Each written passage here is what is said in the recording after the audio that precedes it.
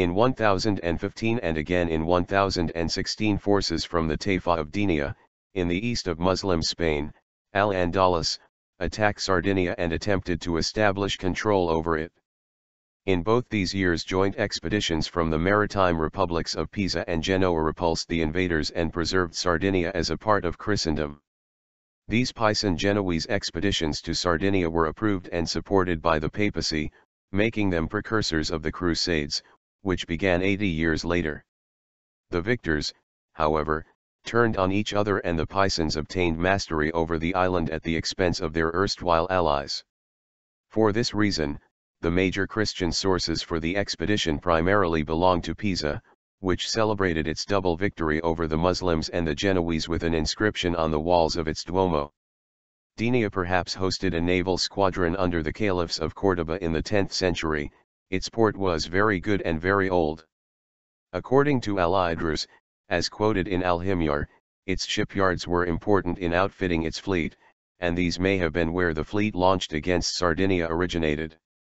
In 940/1 the Caliphate signed treaties with Amalfi, Barcelona, Narbonne, and Sardinia promising safe conduct through those areas until then harassed by pirates based in Fraxinidum, the Balearic Islands and the eastern ports of Spain, the so-called Sharq al-Andalus, including Denia and the famous pirate base of Pechina.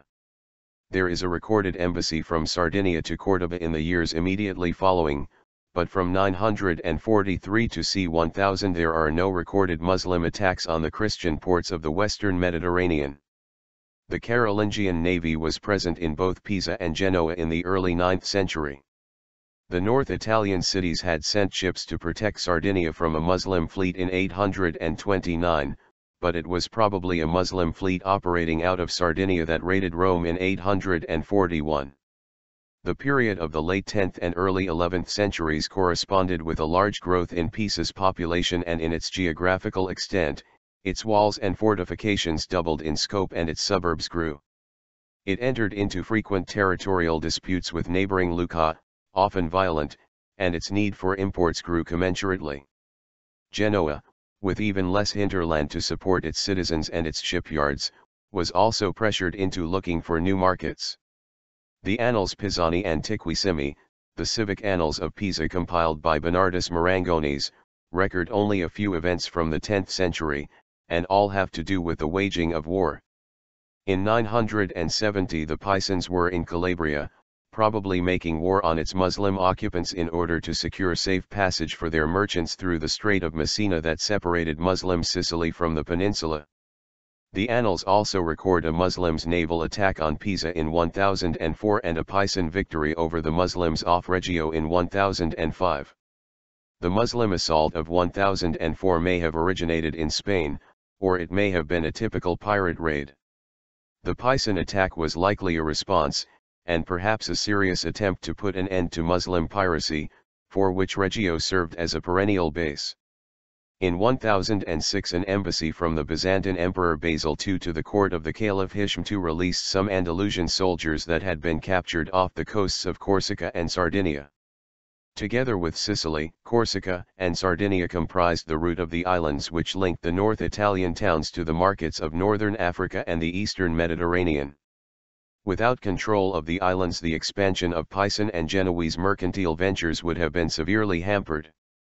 The rise of Pisan and Genoese trading in connection with increased military activity, especially against the enemies of the Church, has a contemporary parallel on the other side of Italy in the burgeoning Republic of Venice.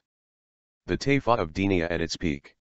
In 1011 the Pisan annals record that a fleet from Spain came to destroy the city, which suggests that the aggression was planned and organized and not merely a piratical raid. The most probable source of the fleet was the port of Denia, then ruled by Mujahid al-Mir, Mujahid.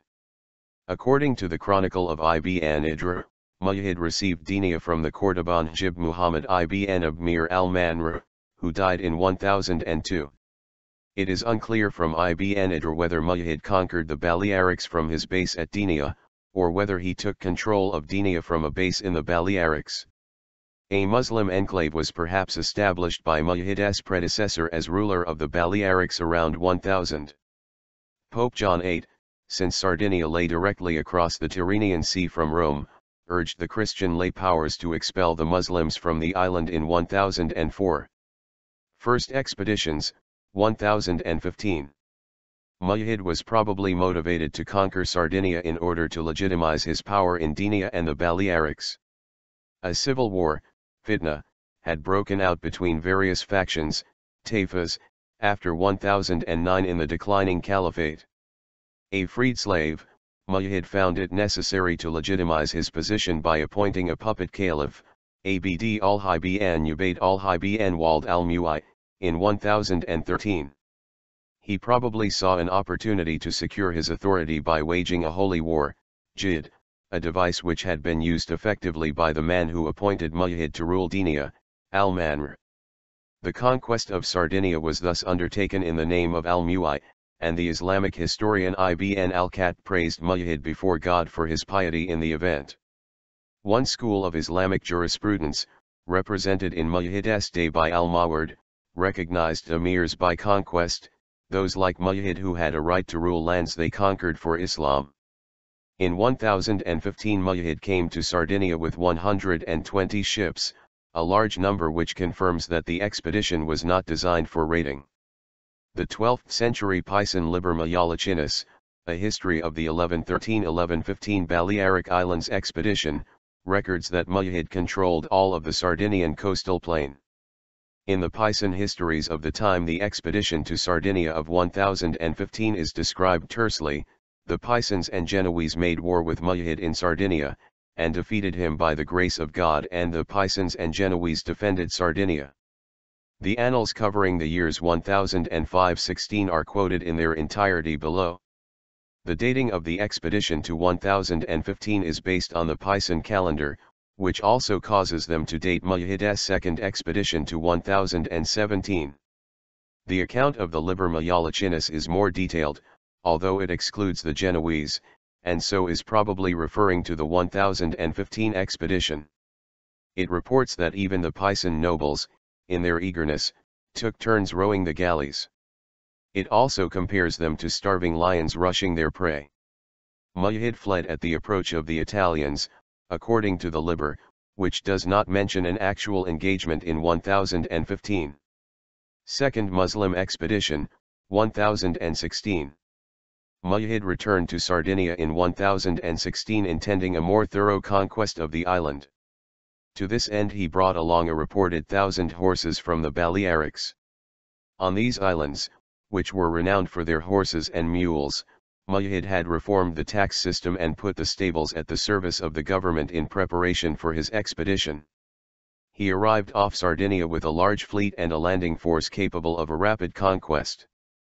The local Sardinian ruler, Saluzio, the judge of colliery, was killed in the fighting and the organized resistance broke down. His troops may have met up with garrisons that had remained on the island after the failed expedition of 1015.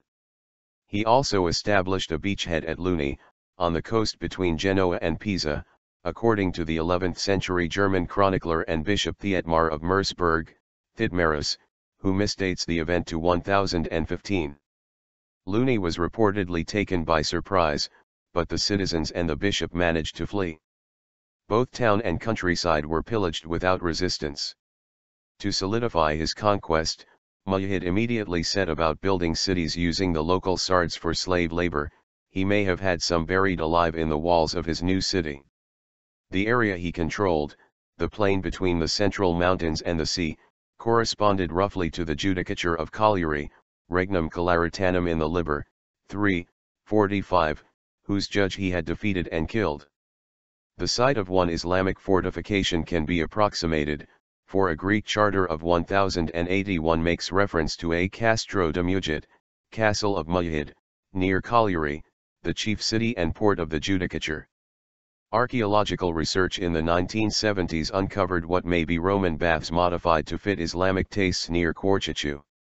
It is also possible that an Arab population had been present on the island for some time if it had indeed served as the staging area for the assault on Rome in 841. Medieval cartographers called the southeastern Sardinian coast from Arbatox South Sarabus, a corruption of the Sard for the Arabs, and the very name Arbatox may derive from Rbe, meaning four, a possible reference to the four Byzantine forts which lined that section of the coast. 34 The Liberis to Panaliou, a designation for the semi-free Christian children of Muslim slaves, appear in several 11th century donation charters from the region. Religious diversity, owing to a large endemic Arab population, may also explain the slowness with which monasticism of either the western or eastern variety encroached upon the area. Second Christian Expedition, 1016. The presence of Ilario Cao, a cardinal from Sardinia, in the curia of Pope Benedict VIII, the warlike pope, who has been compared to Julius II. But his role in the conflict with Mujahid, elevates him to a higher plane, was probably instrumental in obtaining papal approval and even active support of a military venture to Sardinia. Benedict even granted privileges to those who took part in the campaign and granted it a vermilion banner. One 14th century source records that a papal legate was sent to preach it as a crusade, but this is probably anachronistic. Thietmar, a much closer source, describes the attack on Luni by the enemies of Christ and how Benedict responded by calling all leaders, rectors, and protectors, defensories, of the church to kill them and chase them away. Traveling by ship, the Saracens came to Lombardy and seized the city of Luna, whose bishop was barely able to escape. Then, without opposition and in complete security, they occupied the whole region and abused the occupants' womenfolk. When news of these events reached Pope Benedict, he summoned all the rectors and defenders of Holy Mother Church, and both asked and commanded them to join him in an attack on these presumptuous enemies of Christ. With God's help, they could annihilate them. Furthermore, he secretly sent a powerful fleet to eliminate any possibility that the enemy might retreat. When informed of these developments, the Saracen king was initially disdainful, but then, with a few members of his entourage, chose to escape the approaching danger on a ship. Yet his forces rallied and, attacking first, quickly put the approaching enemy to flight. Sad to say, the slaughter continued for 3 days and nights. At last, placated by the groans of the pious, God relented. Thietmar goes on to say that Mujahid sent a sack of chestnuts to the Pope to illustrate the number of Muslim soldiers he would unleash on Christendom. Benedict sent back a sack of millet representing the number of Christian soldiers that would meet them. The entire story has been called into question, but that the papacy took a direct interest in Mujahid's attacks on Christians' lands cannot be doubted. Thietmar says that the Pope sent a fleet, but this probably only means that he encouraged the maritime republics to send fleets on behalf of all Christendom, and not that the Christian fleet comprised for the most part hired mercenaries, as was once suggested. The combined forces of Pisa and Genoa, arriving in May, vastly outnumbered those of Mujahid. The emir's troops were already restless because of a lack of sufficient booty, and so he tried to flee. His fleet was badly battered by a storm as it passed through a rocky cove, according to the Arabic sources, and the Pisans and Genoese picked off the remaining ships, capturing Mujahid's mother and his heir. His mother seems to have been originally a European captured and sold into slavery, as she chose to remain with her people after her capture on Sardinia. His son and heir, remained a hostage for a number of years. Those Muslims who survived the wreck of their ships were slaughtered on shore by the local populace. Aftermath. According to the Annals Pisani, the Pisans and the Genoese fought for control of the island in the aftermath of their victory over Denia. In the first engagement, in Porto Torres, the Pisans were victorious. Pisa secured a papal privilege and strengthened their control over the island by installing monks from Saint Victor de Marseille and expelling all those monks from rival Monte Cassino whom they could capture. Her interest in curtailing Islamic piracy did not stop at Sardinia. In 1034 her fleet destroyed the pirate base of Beaune. The later 11th century campaigns of Pisa and Genoa, like the Mahdia campaign of 1087, were performed for the remission of their sins, according to Crusades scholar Jonathan Riley Smith. Pisa's last outpost on Sardinia was conquered by James II of Aragon, who laid claim to the kingdom of Sardinia and Corsica, in 1325. The Abbey of Lerins on the Isle Saint-Honorat was fortified in 1073, following decades of Muslim raiding.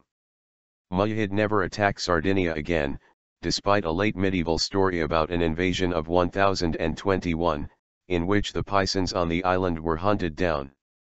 Historically, in 1017 pirates operating out of his taifa failed in a large-scale assault on Narbonne. Mujahid also continued raiding the county of Barcelona and exacting tribute into the 1020s, when the Count, Berengar Ramon I, called upon a Norman adventurer, Roger I of Tosny, to protect him. Following his father's death, Ul continued his policy of raiding Christian territory. The Abbey of Lerins was attacked several times and its monks sold as slaves in the market of Denia. In 1056 Genoa adopted a statute requiring foreigners who were in the city during a time of Muslim aggression to aid the Republic, in reconnaissance, for instance. These attacks on the coasts of northern Italy and southern France may have been launched from Corsica. The evil men which Pope Gregory VII, 1073-85, ordered Bishop Landulf of Pisa, 1070-75, to remove from the island may have been Muslims. Denia under Mujahid's successors did not ignore Sardinia. In 1044 and again in 1056 an Andalusian Muslim scholar who had embarked at Denia was killed in action off Sardinia. Probably both academics were participating in jihad. There are likewise two Sard saints' lives dating from the late 11th century which depict Islamic persecution on the island. San Saturnino de Cagliari, an adaptation of a life of Saint Saturninus, incorporates a prayer for deliverance from Muslim piracy. The local legend of Saint Gavin and his martyrdom during the Roman persecutions was transformed about this time into Essa Vita et Essa Mort et Passione de Sancti Gavina Prothu et Januariu, an account of his persecutions by Muslims. It would take a century for peace to come to the sea lanes around Sardinia. In 1150 Pisa and the Taifa of Valencia, which included Denia, signed a treaty whereby the latter would not exact tribute from Pisan ships on their way to Sardinia.